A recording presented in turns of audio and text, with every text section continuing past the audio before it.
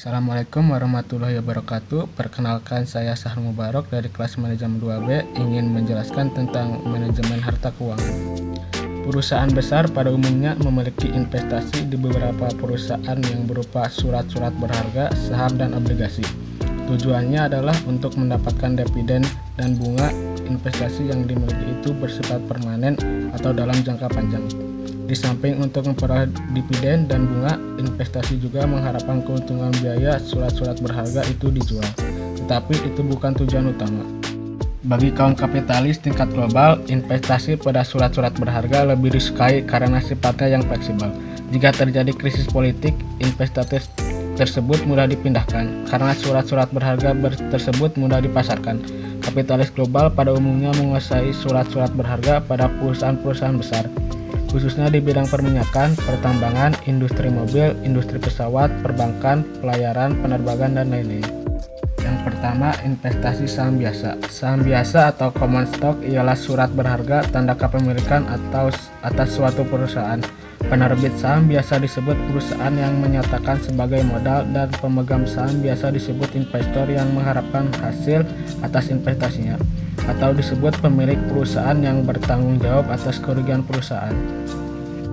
Saham memiliki 4 macam nilai, yaitu yang pertama nilai nominal, yang kedua nilai buku, yang ketiga nilai pasar, dan yang keempat nilai fundamental atau disebut intrinsik.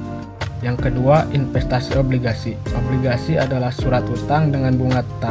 Bagi pemegang surat utang obligasi disebut investor, dia akan mendapatkan pendapatan tetap yang berupa bunga obligasi. Oleh sebab itu, pemegang obligasi disebut pemegang surat berharga berpenghasilan tetap atau fixed income security. Obligasi memiliki nilai nominal atau par value, state value, face value, atau lazim disebut nilai pari, misalnya per lembar Rp1.000.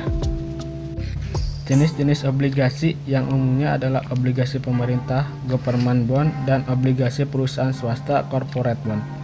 Di samping itu, ada jenis obligasi yang lainnya, yaitu obligasi perusahaan negara atau obligasi badan usaha milik negara atau disebut state-owned company bond. Terdapat beberapa kualitas investasi pada obligasi atau peringkat investasi pada obligasi yang disajikan oleh Standard dan Moody's, antara lain sebagai berikut.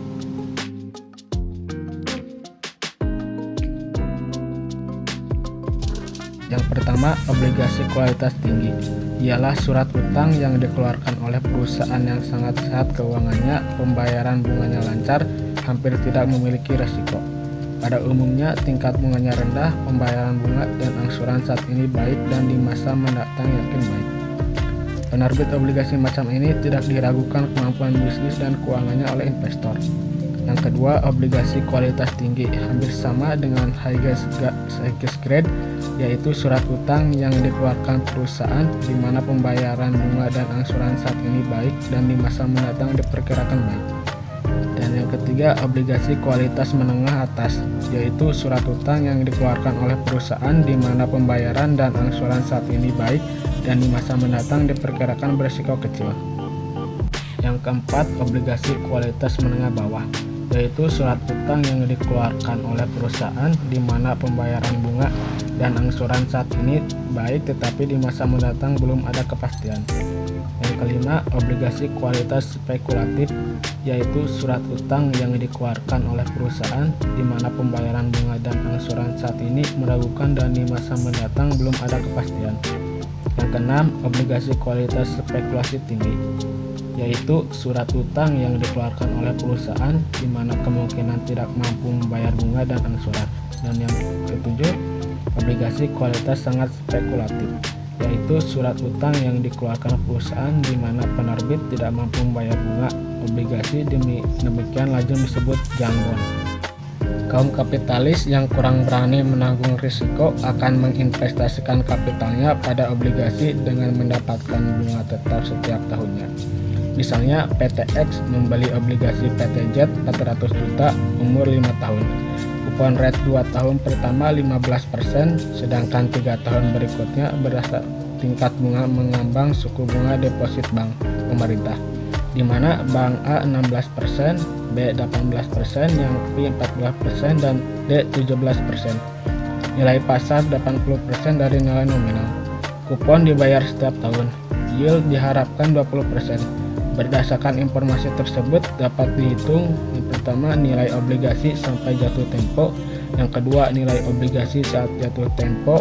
Solusinya adalah: yang pertama, rata-rata bunga bank 16 ditambah 18 ditambah 14 ditambah 17 dibagi 4 sama dengan 16,25%.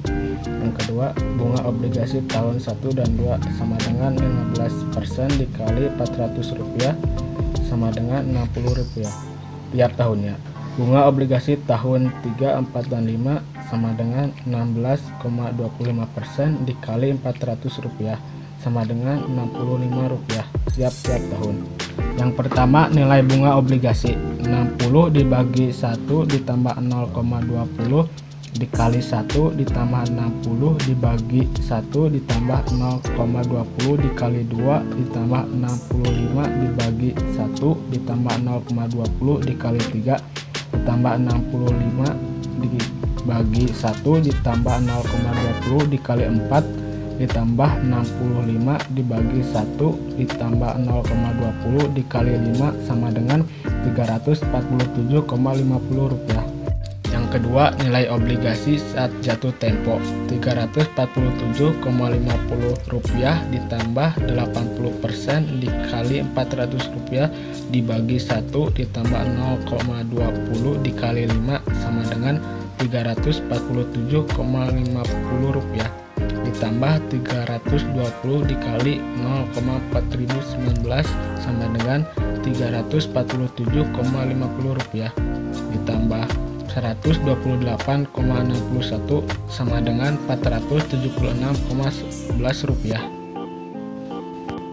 Sekian penjelasan dari saya, kurang lebihnya mohon maaf. Wassalamualaikum warahmatullahi wabarakatuh.